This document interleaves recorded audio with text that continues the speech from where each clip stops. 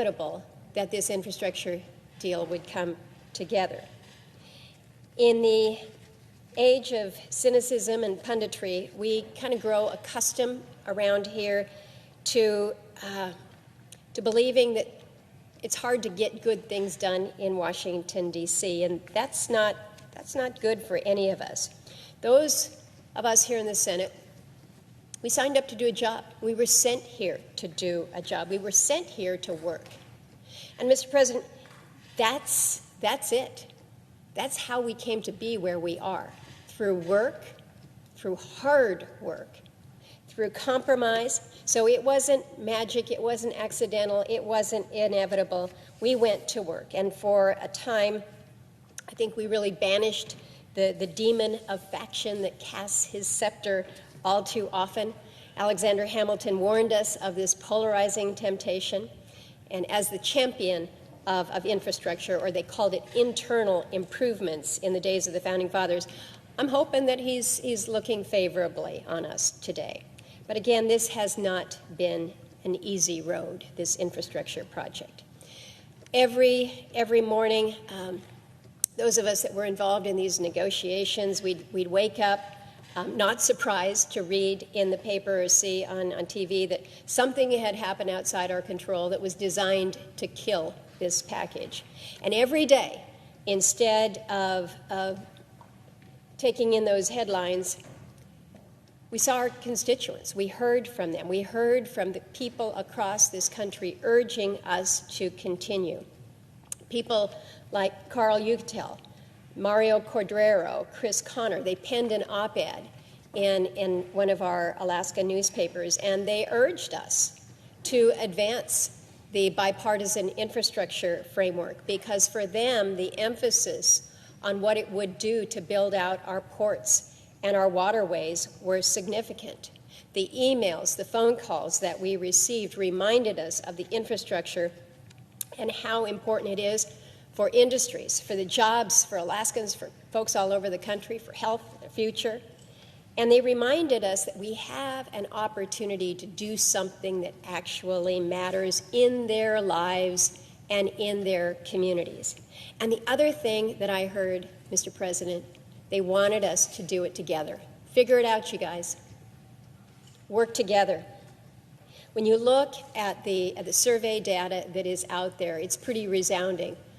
Several different polls show 87% of Americans overwhelmingly support for fixing infrastructure. The list of organizations that support it, everyone from the American Wire Rope Fabricators to the Institute of Manufacturers of Explosive to the National Governors Association to the Steel Manufacturers Association to TechNet. This bipartisan infrastructure package proves that good things can happen in Washington, D.C., but that it takes work. And it takes a majority of those of us in this chamber deciding that it's better to get some of what our constituents want rather than none of it. It's better to make progress and actually deliver results to your constituents rather than just delivering a message. We do a lot of messaging around here. And as my friend, the senator from West Virginia, reminds us, a message doesn't fix a pothole. Now, I have been disappointed that we haven't been able to get some of the amendments that we have heard about today. We've heard Senator Shelby from Alabama talking about defense infrastructure. We've heard the senator from Texas, Senator Cornyn, talk about flexibility to the states. We've heard the senator from Pennsylvania, Senator Toomey, working with Senator Wyden and Senator Lummis on the cryptocurrency issue.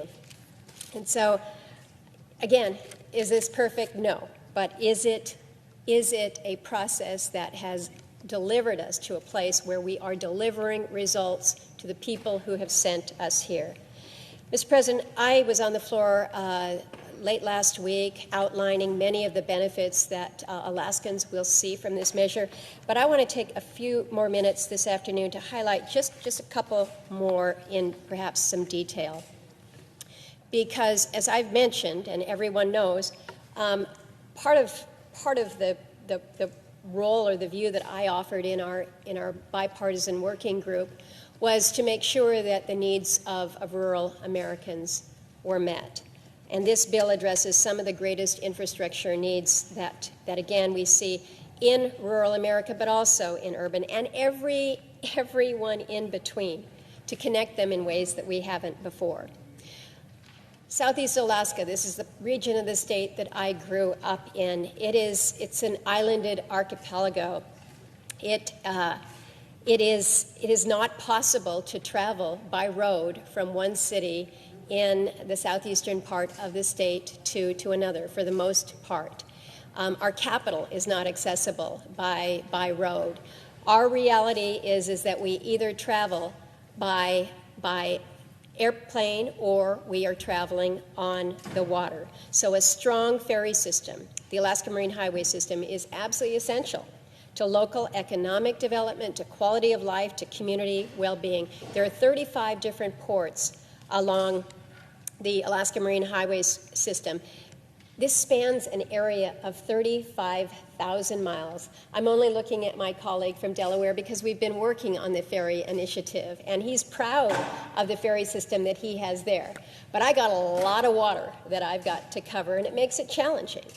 It makes it challenging, but it's no different than Delaware in terms of the significance that these small ferries can offer to people as they're moving their families around, as they're moving the basketball team, as they're going to Costco in Juneau and then delivering them to Hoonah, to those military who are PCSing, going outside the state. They've got to move their families and all their goods and the dogs and the trucks, and they got to get out of town, and they get out by way of the ferry. It's easy to compare Alaska's ferry to an urban bus or subway system or other form of mass transit that receives operations support. But until now, because Alaska's communities are rural and not urban, our ferry system hasn't been eligible for any meaningful federal support for its operations. There's been some federal funding available through allocation formula or grant program to the ferry system for both construction and maintenance, but now ferry operators will be able to use funding for construction, maintenance, repairs, and operations costs.